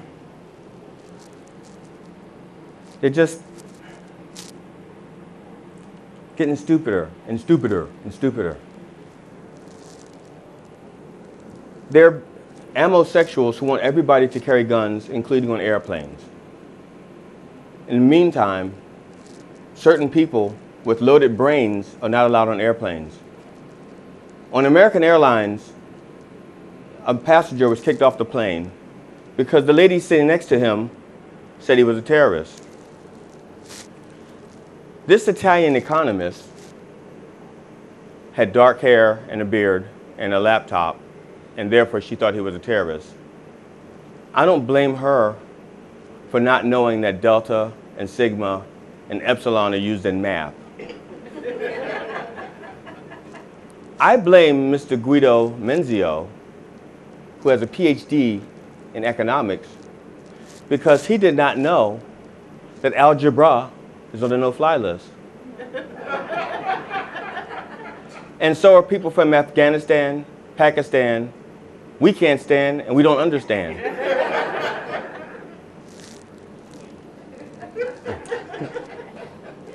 No, people, I swear, they're just, in Florida, back to my favorite penis-shaped state,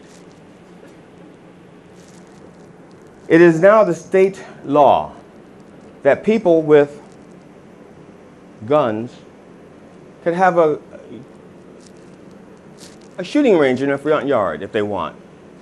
It does not matter where the next school is, where the next daycare center is, where the next grocery store is, the next playground. Doesn't matter. You have a state constitutional right to own a yard. You don't even have to have a permit. Does anybody live in a community where they have a homeowners association and try to change the light? In Florida, you can put up a whole fucking shooting range in your front yard and you don't need a permit. You just can't change your fucking light. And if you have kids and your neighbor is out front shooting his gun, you have to move your kids because he has the right to shoot his gun in the front yard, but your kids don't have the right to not be shot by accident by his gun. You got to move the kids. Trigger, please, like I said. Now, in Florida, there's a whole lot of shit that should be on the endangered species list. They have the common bog frog, the common caiman, common pupfish.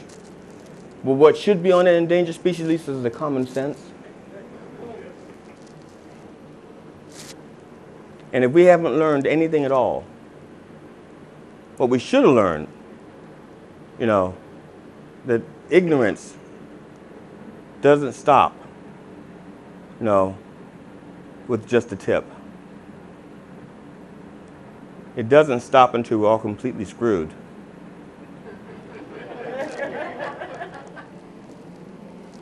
Another tip joke.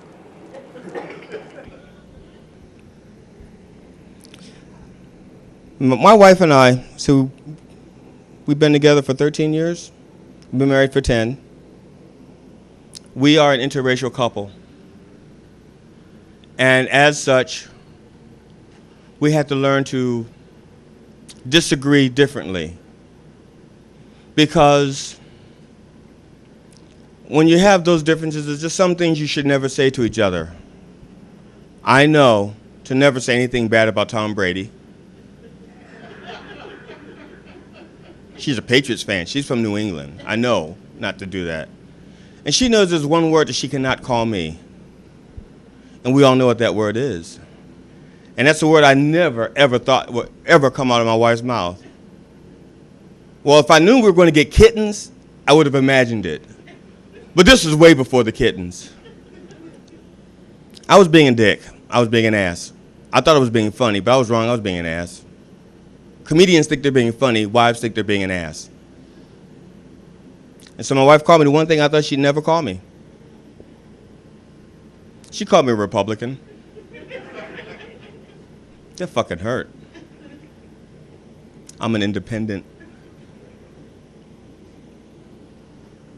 But because of our differences, like I said, we learn certain things about each other so we get along really well. Most people see us in public and they don't believe that this is what we're like. They think we're faking. They think we're acting. My mother used to say to us, get a room. Get a room. Get a room. Get a room. But one of the things my wife and I know about each other is that we both cannot drink at the same time. Because when we do, we have stupid arguments. One Sunday morning, we were drinking. We were watching television, MSNBC. We were watching Melissa Harris Perry. And I don't remember what the topic was, but my wife says, she never talks about men's issues. She's always talking about women's issues. And I said, that's not true. Last week she was discussing some men's issues. So what you mean to say is she rarely discusses men's issues. So my wife says, okay, she seldom discusses men's issues. I said, right. She goes, no, you said rarely. I said seldom. I said, right, we're saying the same thing. No, you said rarely. I said seldom. We're saying the same thing, honey. No, and you're starting to piss me off. You're going to wind up sleeping on the sofa. You mean couch?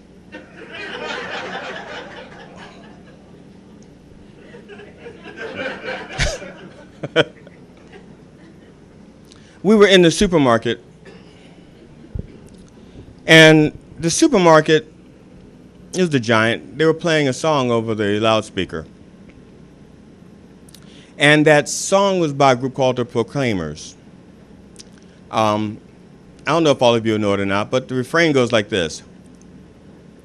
Well, I will walk 500 miles and I would walk 500 more just to be the man who walks 1,000 miles to fall down at your door. When the song is over, my wife says to me, would you walk 500 miles for me? I said, baby, I'd walk 1,000 miles for you. She says, that's it?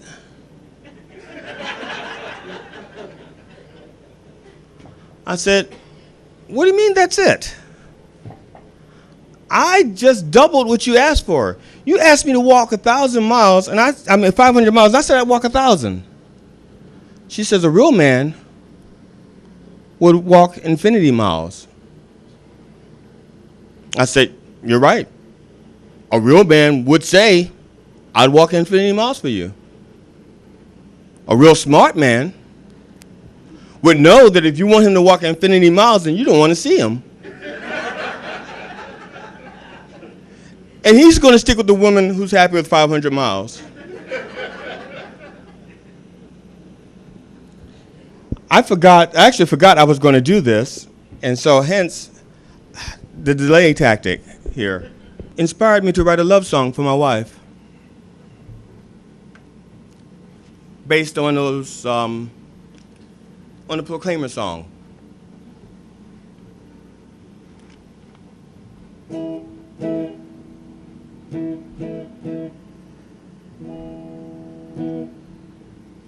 Now, the music is by the Proclaimers.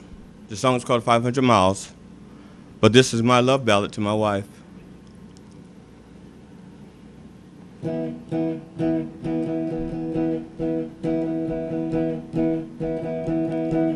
When I wake up, well, I know I'm gonna be the man who's pitching tent for you. If I nudge you, well, I know I'm gonna be the man who's gently nudging you. If you say no, well, I know I'm gonna be the man that yours just said no to. But I have lotion, and I know I'm gonna be the man who knows just what to do. And I will rub 500 times, and I will rub 500 more, and I will keep on rubbing till my hands are cramped and my wrist is sore. When I'm horny, well, I know I'm gonna be the man who's horny just for you. If you sweat me, well, I know I'm gonna be the man who's being sweat by you. If you pinch me, well, I know I'm gonna be the man who's being pinched by you. If you ball gag me, then I know I'm gonna be the man who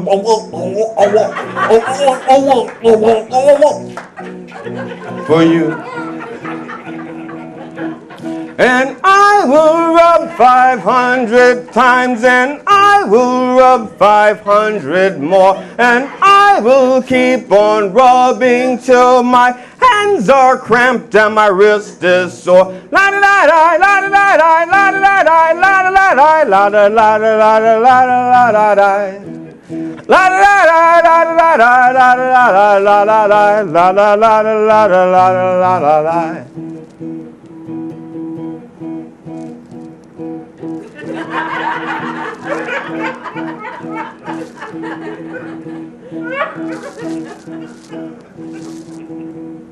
If you bruise me, well, I know I'm gonna be the man who's turning black and blue.